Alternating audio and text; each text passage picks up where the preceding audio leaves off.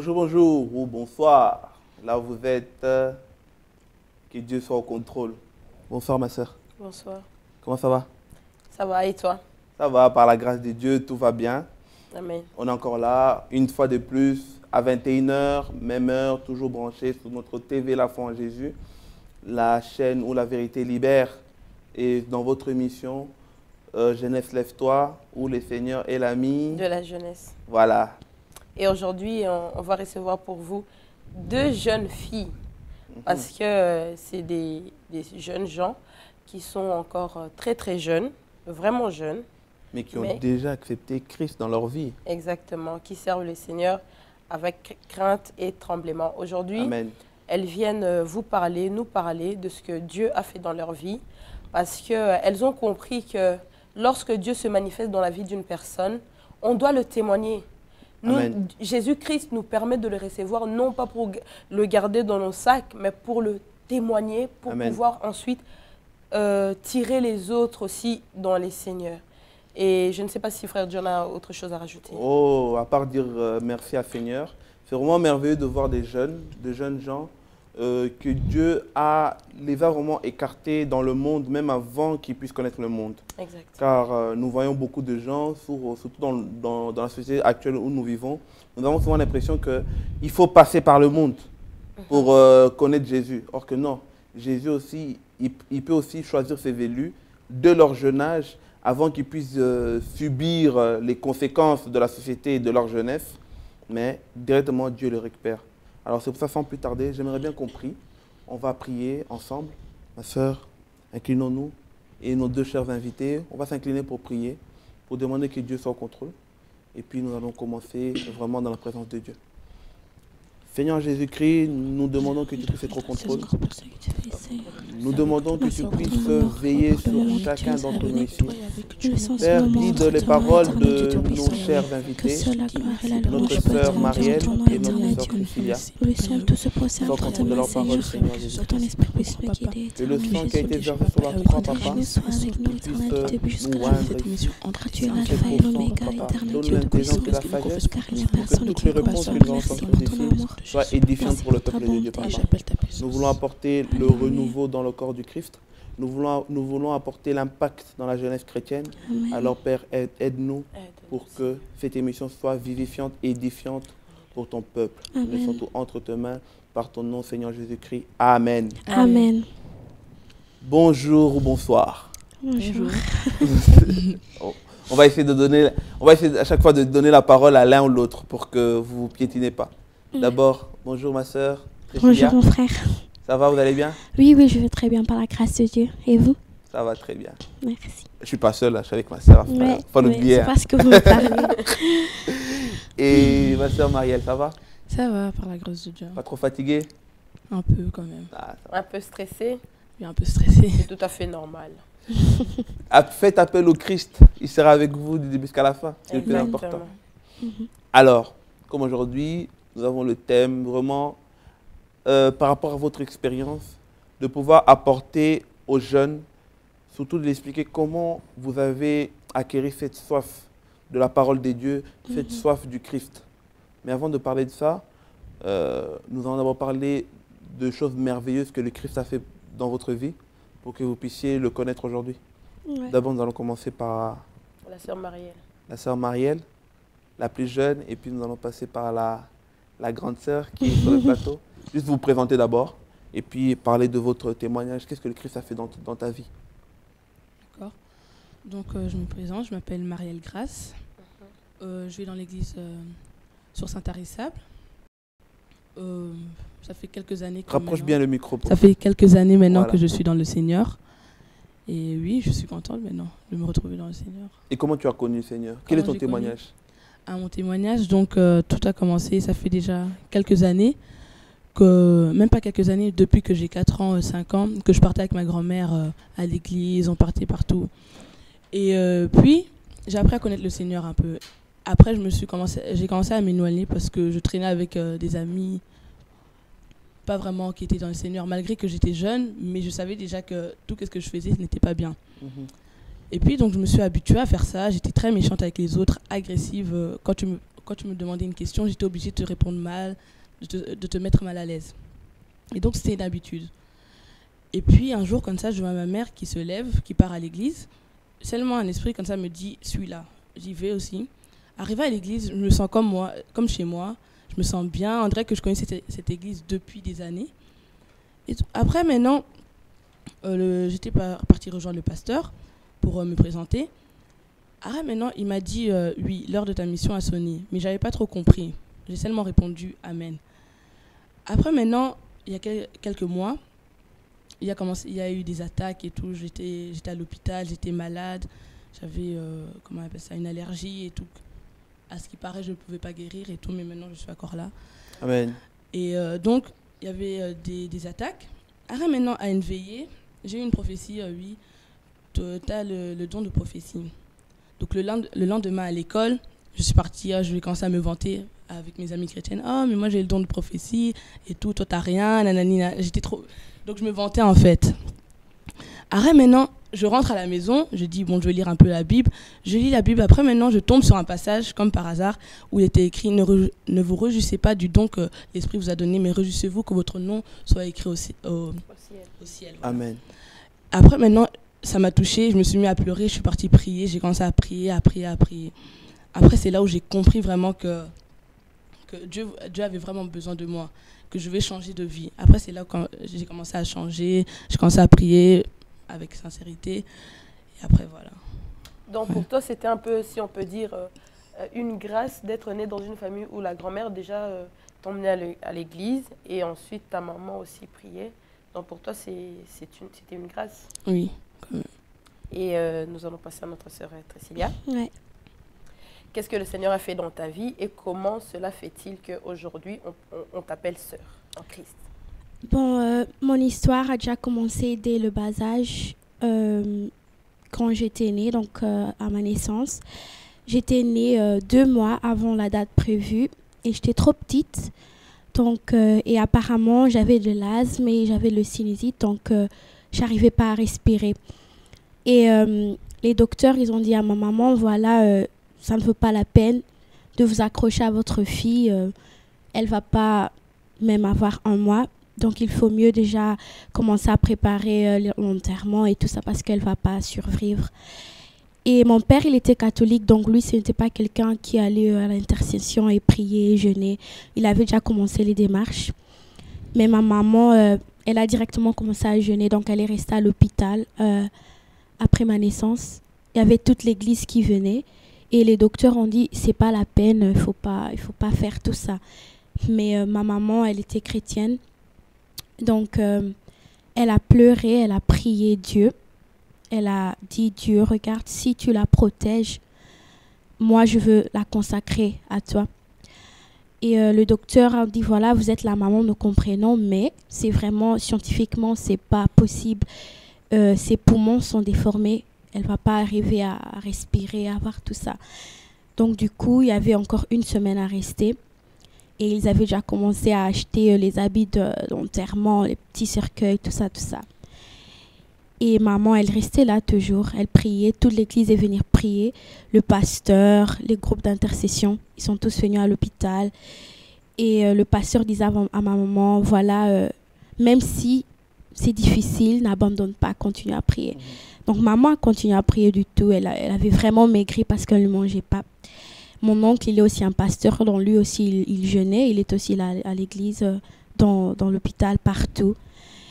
Et du coup, le jour avant mon enterrement et tout ça, pour aller à la morgue, le docteur, il vient me chercher pour m'enlever de la couveuse et il voit que du coup, j'arrivais à respirer sans les tubes. Donc, il appelle ma maman, il appelle les infirmières. Il dit, c'est pas possible, il y a un truc qui s'est passé, c'est pas possible. Et maman, elle était toute en joie, mais le docteur a dit, il ne faut pas directement te réjouir et tout ça parce que tout peut encore se finir.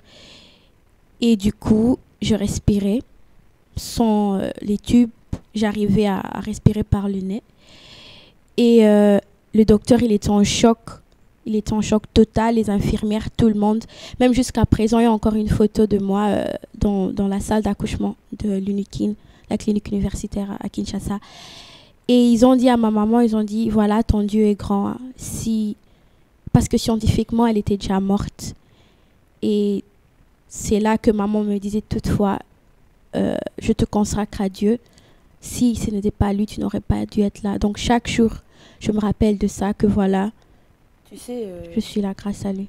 Les histoires de ces deux jeunes filles m'ont donné la chair de poule. Ouais. Parce que c'est vrai que nous avons l'habitude de recevoir des gens qui connaissent déjà la parole, qui nous parlent de ci et là.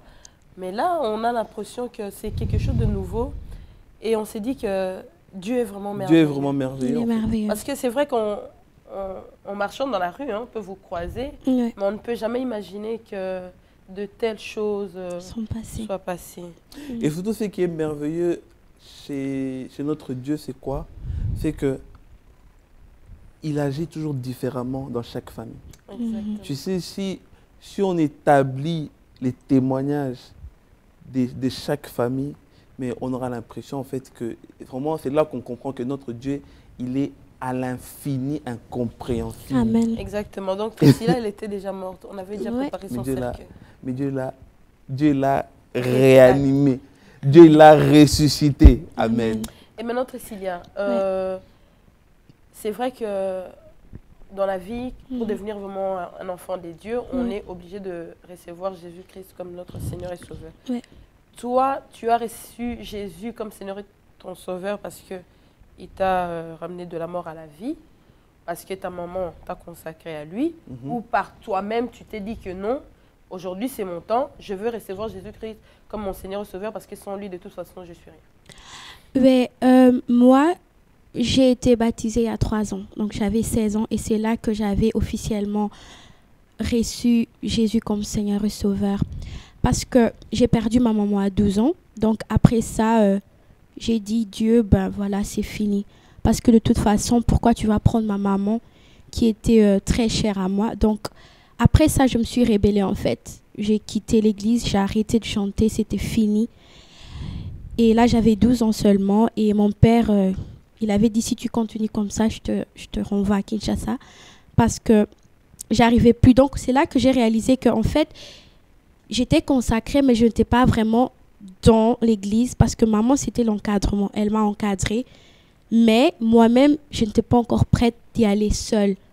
Donc, quand j'étais seule, je n'arrivais pas à prier. Donc, il te manquait un appui. Oui. Elle, c'était ton appui. C'était mon appui. Elle est partie. Oui. Tu t'es dit que de toute façon... De toute façon, c'est fini. J'ai dit, maman, elle était prophétesse, pasteur. Pourquoi elle doit mourir? Et moi, comme moi, je suis rien, donc devant Dieu. Donc, voilà. Du coup, là, j'avais arrêté. Donc, mais à mes 16 ans, j'avais vraiment vécu tellement de choses. J'ai commencé à lire la Bible, à me rapprocher de Dieu. J'ai repris l'église. Et c'est là qu'en fait, j'ai commencé à comprendre qu'il y a des épreuves qui viennent dans la vie. Il y a des mauvais moments, mais ce n'est pas que tu dois glorifier Dieu quand tu as des bons moments, mais aussi dans les mauvais moments. Donc, c'est à partir de là... On va revenir sur ça. Oui. Je vais reposer la même question à ma petite. Elle est tellement petite.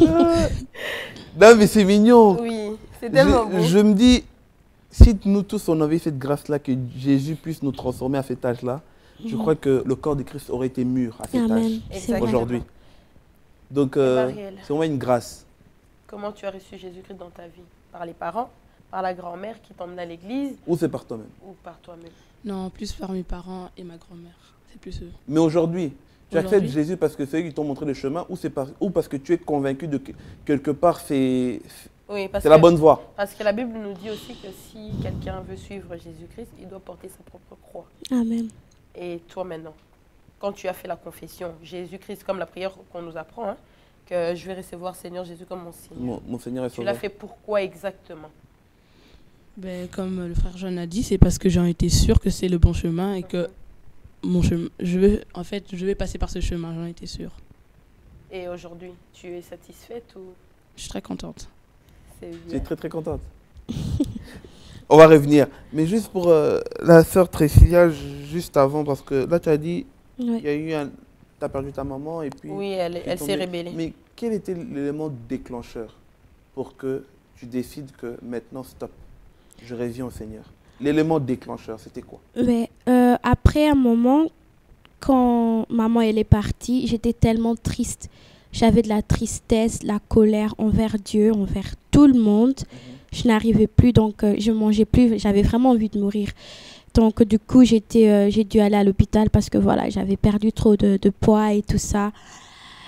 Et c'était tellement puissant que même quand je parlais à mes amis, à mes parents, il n'y avait rien qui enlevait la tristesse. Donc c'était tellement profonde que ça n'allait pas.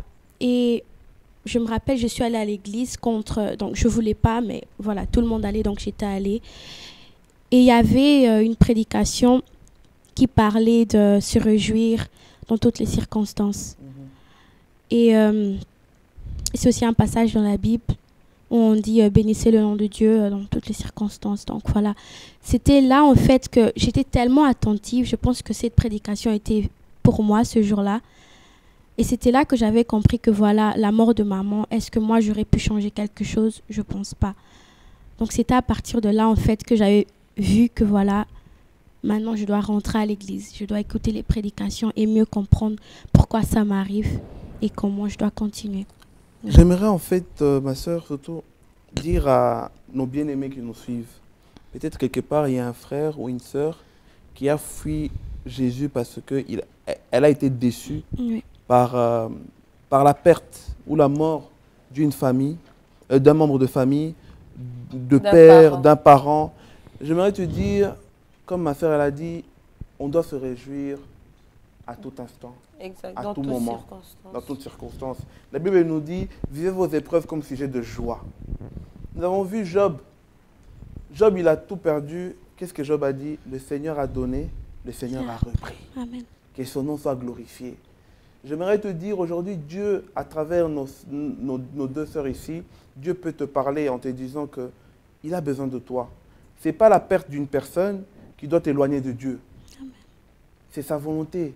Laissons Dieu agir, car c'est lui le maître de souffle de vie. C'est lui le maître de tout. S'il décide que les circonstances soient établies comme ça, nous pouvons que le dire Amen et chercher vraiment sa face. Amen. Je ne sais pas, ma soeur, tu peux encore rajouter quelque chose là-dedans parce que je sens qu'en ce moment, il y a des gens qui nous suivent, qui sont en train de nous suivre, qui sont concernés surtout. Exactement. Donc, ce n'est pas en disant que, voilà, moi, parce que je sais qu'il y a beaucoup de gens qui ont perdu leurs parents, qui aujourd'hui ne prient plus, parce qu'ils disent que si Dieu existe réellement, ils n'allaient pas perdre leurs parents. Voilà. Oui. Mais laissez-moi vous dire que moi le verset « Dieu a donné, Dieu a repris », je n'utilise pas ça souvent parce que Job, nous savons tous que c'est Dieu qui lui avait donné. Mais le repris, ce n'était pas Dieu qui l'avait repris, c'était le diable. Oui. Mais c'est Dieu qui l'a autorisé. Oui, c'est Dieu qui l'a autorisé. Mais lui, il a été au-delà de ce que Dieu avait autorisé parce que lui, il avait tué même les enfants de Job. Mais nous devons savoir que Dieu est là. Il y a un Dieu qui existe. Si nous les cherchons de tout notre cœur, il va se manifester dans notre vie. Moi, à chaque fois que ces deux jeunes gens parlent, moi, j'ai de la chair des poules. Moi aussi. Parce que... en fait, je me sens même mal parce que je me dis, si Dieu m'avait sauvé à cet âge-là, peut-être maintenant, je ne sais pas où je serais. Et aussi, voir ce qu'elles ont vécu, tu te dis, pourquoi eux? Ben oui. Mais Dieu lui-même, il sait pourquoi. Maintenant, Marielle, et la même question, on va essayer de poser à nous. Maintenant, comment arrives-tu à te différencier maintenant avec d'autres enfants de ton âge? Parce que maintenant, tu es dans le Christ. Les gens de ton âge, il y en a beaucoup qui sont même pas matures pour connaître, pour déjà comprendre qui est le Christ. Et ils vivent encore dans la vie normale. Des copains, copines, toutes choses que le monde les apporte. Maintenant, toi, comment arrives-tu à te différencier par rapport à dans les habitudes de tous les jours? Comment arrives-tu à te différencier maintenant par rapport à ces... Pour ne pas faire la même chose qu'eux. Ben, qu'est-ce que je fais? Déjà, je traîne pas trop avec des genres de personnes comme ça. On est amis, mais bonjour. Après, j'ai que des amis chrétiennes autour de moi. Mais après, parfois, je peux rester avec eux. Je les parle, je dis, regarde, c'est pas bien, qu'est-ce que tu fais? C'est pas bien, ceci, cela. Malgré que, bon, certains, ce sont des musulmans ou quoi comme ça, je les prêche quand même la parole que moi je connais. Je dis, regarde, s'énerver pour rien, ça sert à rien. Avoir un copain, ça sert à rien. Et tout ceci, cela.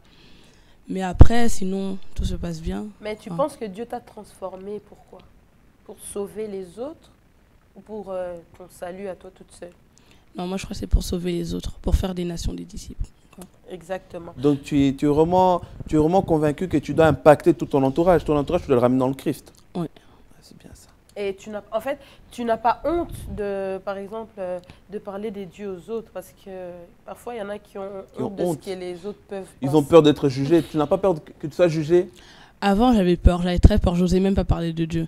Mais après, quand j'ai lu un peu le livre de Jérémie, comme ça, j'ai compris qu'en fait, ça servait à rien d'avoir peur des réactions des autres. Donc, je me suis mis à parler et tout, malgré que les autres disaient, oh, mais tu dis n'importe quoi, mais ceci, cela. Moi, je dis qu'est-ce que je connais, je dis qu'est-ce que la parole de Dieu dit, c'est tout. Tu n'as pas peur d'être jugé? Tu n'as plus non, peur? mais non plus. Parce donc, si aujourd'hui tu dois aller dans les métros, dans les trams, crier haut et fort. Je crois bien que je pourrais le faire. Amen. Ça, c'est bien. Et la sœur Tracy? Comment arrives-tu à te différencier maintenant? Je crois que moi... Avec les autres jeunes de ton âge? De mon âge, ouais. Mes intérêts sont différents. Donc, je trouve ma joie quand moi je suis dans l'église, quand je suis entre les jeunes avec qui je partage la parole. Eux, ils trouvent peut-être leur joie quand ils prennent de la drogue, quand ils fument, quand ils vont aux boîtes de nuit. Mais moi, c'est différent. C'est pas du tout ça. Je me vois jamais aussi. Je m'imagine pas que dans le futur, une fois, je vais prendre une drogue ou un truc comme ça. Donc, je pense que c'est là. J'ai aussi été encadrée différemment. Je respecte les lois, genre le sexe avant le mariage, des trucs comme ça. Je ne vais pas aux boîtes de nuit. Et ce ne sont pas des trucs que j'aime faire. Donc, mes intérêts sont très différents que les intérêts de mes amis. Tu penses que... Enfin, je voulais dire dans ton entourage, il y a des gens qui fument et qui... Dans mon entourage, oui, en étant franc, il y a des gens qui font ça. Qu'est-ce que tu fais alors? Donc voilà, la seule chose que tu peux faire avec des gens comme ça, c'est dire, enfin leur prévenir déjà. Tu vois, là je dis que voilà, c'est pas bien. D'abord, tu affectes ta santé et tout ça. Donc je dis, je leur préviens. Et ils savent aussi, il y a même les gens quand ils me voient, ils disent, ah, elle va encore commencer avec la Bible. Tu vois, mais il faut mieux que tu préviennes que quand ça soit trop tard, que dire voilà, tu m'avais pas aidé. Donc ils savent bien que moi je fais pas des trucs comme ça. Donc essayer même de me convaincre, ils vont jamais faire ça. Mais le but c'est quoi? C'est pas de voir les personnes qui fument, qui boivent, de changer demain. Parce que parfois, tu peux me parler aujourd'hui. Peut-être que le langage que toi tu utilises, moi je comprends pas. Y a-t-il moyen aussi, si tu ne l'avais pas encore fait, de parler autrement, le langage qu'eux ils utilisent? Oui, c'est parce que, voilà, tu dois d'abord commencer à montrer que tu leur comprends. Genre, tu ne vas pas directement juger. C'est ça aussi que maintenant, mon église, enfin les jeunes de mon église, on a créé un groupe, ça s'appelle Connect. Donc c'est pour les jeunes, on vient ensemble avec des jeunes, même des non-chrétiens. Ils viennent, on leur parle de la Bible, on leur parle des choses qui se passent maintenant, on leur aide à comprendre. Et le choix, en fait, c'est à eux. Est-ce que je continue ou je laisse la voie? Tu peux essayer de leur convaincre, mais si eux-mêmes, ils ne veulent pas le faire, tu ne peux pas continuer. Donc, on essaye à apprendre aux gens comment marcher dans la voie de Dieu et pourquoi c'est important. Mais à la fin, c'est eux qui doivent faire le choix. Pourquoi ces choses-là n'existaient pas quand nous, on avait 12 ans? Mais oui, parce que j'ai l'impression que nous, on a tout appris un peu tard. Parce que moi, j'ai jamais entendu des choses. Moi, quand j'étais petite, on m'a jamais parlé de Dieu. Tu sais que quand je vois ça, je dis c'est merveilleux dans le sens où je me dis quand même que non, Dieu fait grâce. À qui il veut. À qui il veut. Dieu peut t'épargner même depuis que tu es petit. Exactement. Exactement. En tout cas, que la gloire soit rendue à notre Seigneur Jésus-Christ de Nazareth. Et maintenant, j'aimerais un peu vous poser... Maintenant, parce que là, on parle un peu dans les habitudes de tous les jours. Hein. Oui.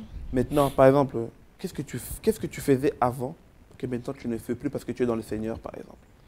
Bon, j'avais déjà dit être agressive avec les autres. Ouais. Parce que, bon, vers l'âge... Non, pas l'âge, mais vers 3e primaire, j'avais l'habitude, quand tu m'insultais ou quoi, j'étais obligée de te taper, de t'insulter, de dire tous les mots qui peuvent exister. Et après, donc, c'était vraiment une habitude tous les jours. Donc, c'était vraiment vulgaire. Mais tu avais appris ça où? C'est ça le problème même. Je sais même pas. Je crois que c'est à cause de mon entourage qui était autour de moi. Qui t'a influencé? Oui. Rapproche un peu le micro pour qu'on entende bien. Donc, mon entourage, je crois bien, c'était à cause d'eux. J'étais très méchante, très méchante. Mais quand je dis méchante, c'était vraiment méchante avec les autres. Tu connaissais vraiment tous les mots vulgaires, tous les gros mots de la vie, vraiment tous les gros mots, non. En général, on va dire. En général. Et à la maison, tu étais comment? À la maison, bon, je faisais l'enfant parfaite, quoi, comme si je faisais rien. Est-ce que tu écoutais la même, tu étais pas un peu têtu ou quoi? Non, parfois j'étais têtu, quoi. Est-ce que maintenant, depuis que tu es dans le Christ, ça a changé? Ça change petit par petit, j'essaie un peu. Ouais. Mais ça a arrêté, quoi. J'ai un peu arrêté. Et quoi d'autre encore? Qu'est-ce qui a encore changé qu'avant tu faisais, maintenant tu fais plus? C'est tout, hein, je crois. Et maintenant, les parents, ils sont satisfaits ou ils... Non, ma mère, elle est contente. Je crois bien qu'elle est contente. Peut-être ils te trouvent toujours que t'es pareil. Non, je crois pas. J'ai quand même changé, beaucoup changé. Et tu comptes continuer dans cette voie-là? Tu es sûr qu'il n'y a rien du tout ne te fera revenir en arrière? Rien. Rien du tout. Je me suis baptisée, L'émission là, c'est enregistré. Hein. Il n'y a rien du tout. C'est ton témoignage. Tu tourneras, moi je vais te montrer cette émission. Hein. Il n'y a pas de souci, non, je ne vais pas retourner en arrière. Amen, c'est bien. Et Tracy? Ouais, comme j'avais déjà dit, après la mort de maman, c'était vraiment ma période de rébellion. Donc de 12 ans à 16 ans, mais 4 ans là-dedans, j'étais vraiment... personne ne pouvait encore me parler. Donc j'avais vraiment une colère envers tout le monde. Mon père, 3 fois déjà, il m'a dit, si tu fais ça encore une fois, tu rentres à Keene. Et donc, j'allais plus à l'école. J'avais arrêté avec l'école, je montais tout le temps. Je disais à papa, voilà, je vais à la bibliothèque, mais je sortais, me promener avec des gens pas importants. Je ne parlais pas à la femme de mon père, donc j'étais vraiment impolie.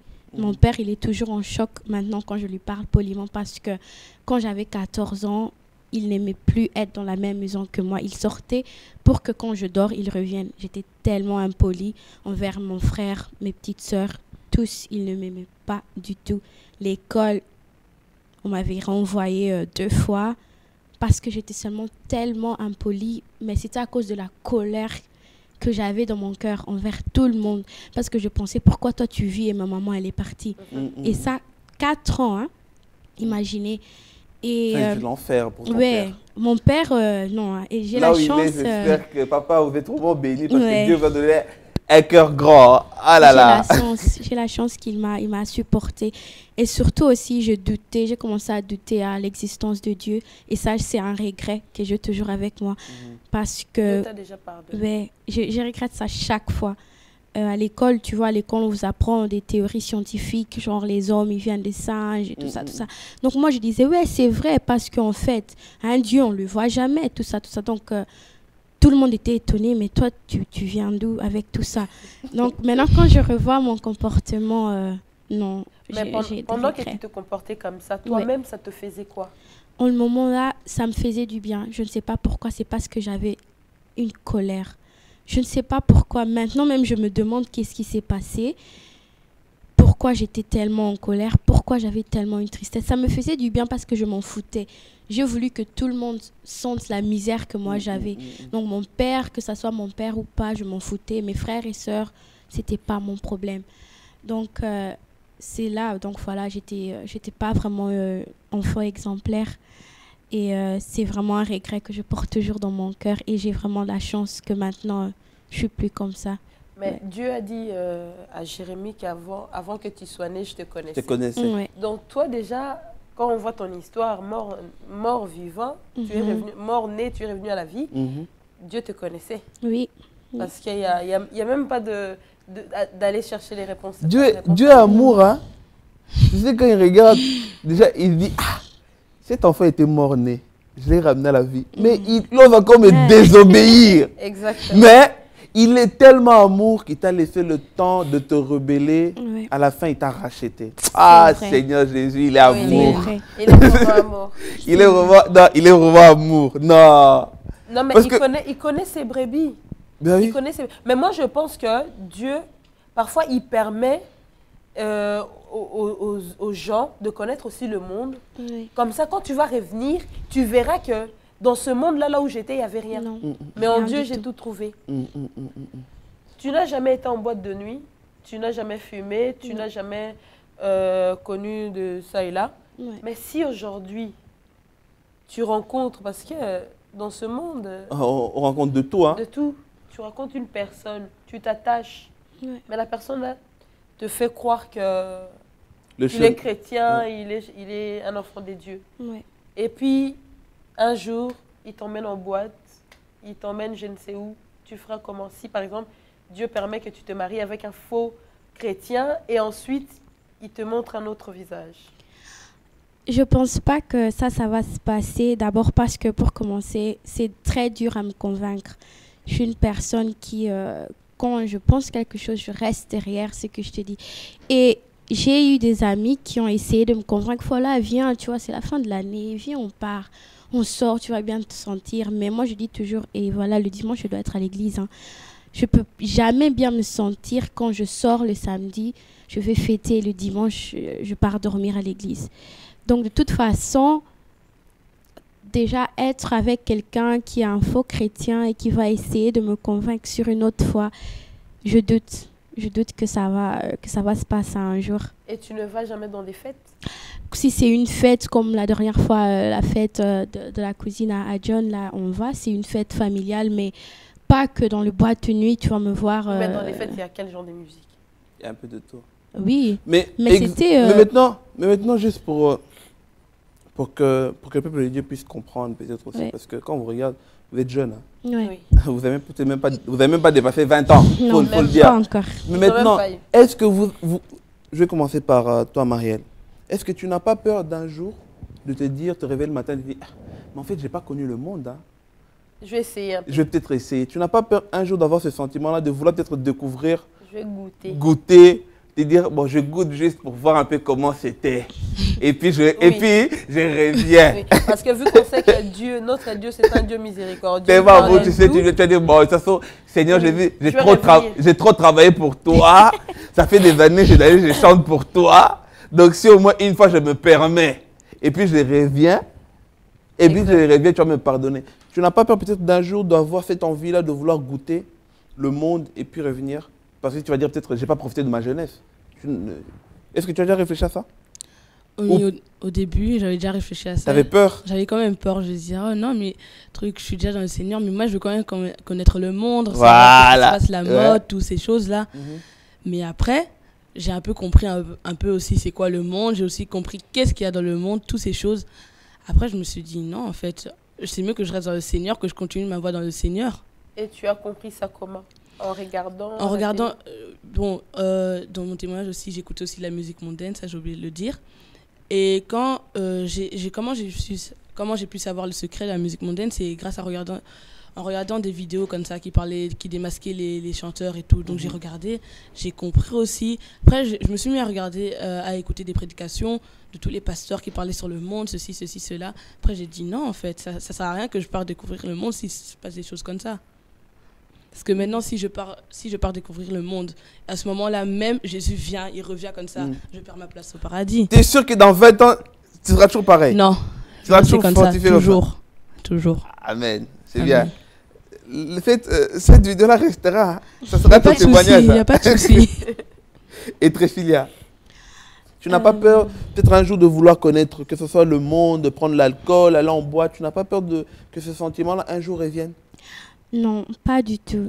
Pas du tout. Parce que la Bible dit aussi, tant que tu es jeune, réjouis-toi de ta jeunesse, réjouis-toi de ce que tu fais, mais n'oublie pas que Dieu va te juger. Hein. Donc, moi-même, j'aime bien apprendre de tout ce qui se passe autour de moi. J'ai des amis avec qui j'ai grandi. Dès 12 ans, il y avait une fille, elle était aussi chrétienne. Enfin, à partir de 12 ans, on allait à l'église ensemble. Et elle a quitté l'église parce qu'il y avait un garçon qui, soi-disant, l'aimait et tout ça. Et maintenant, elle a 19 ans, elle est enceinte et elle ne va plus à l'école.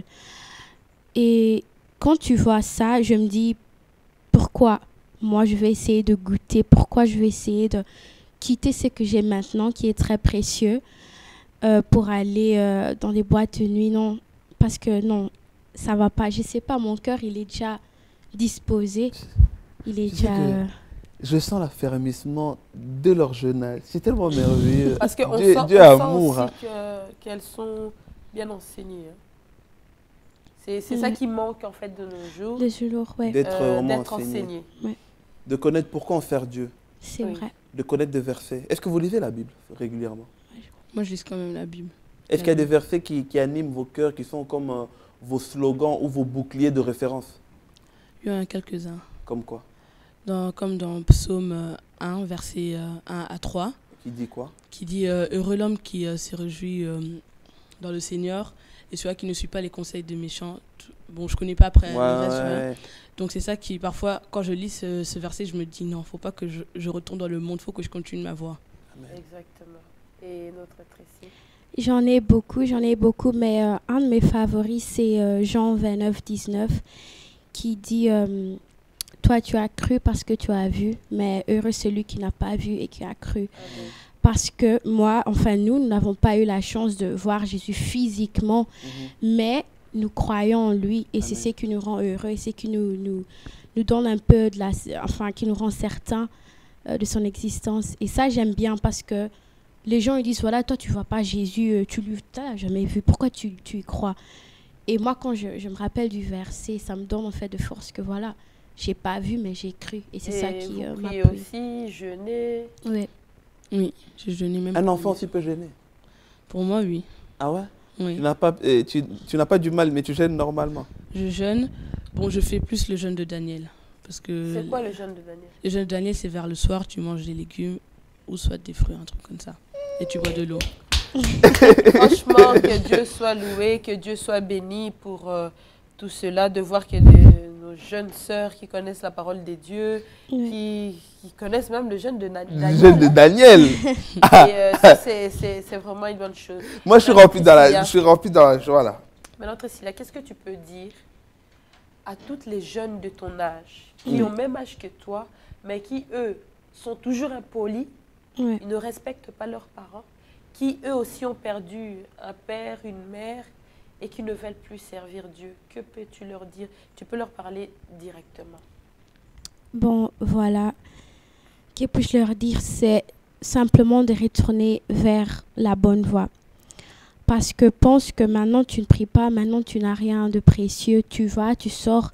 Mais qu'est-ce qui va se passer quand tout ça sera fini, quand ta jeunesse va finir? Où vas-tu trouver encore ta joie? Où vas-tu trouver la force de continuer? Parce que maintenant tu es jeune, maintenant tu sors, tu bois, tout ça.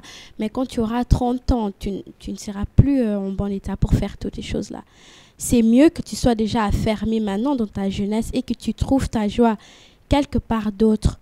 Parce que la plus grande joie de Dieu, c'est voir que ses enfants sont dans le chemin de la vérité. Et quand tu es déjà jeune et que tu es perdu, ça continue comme ça. Hein.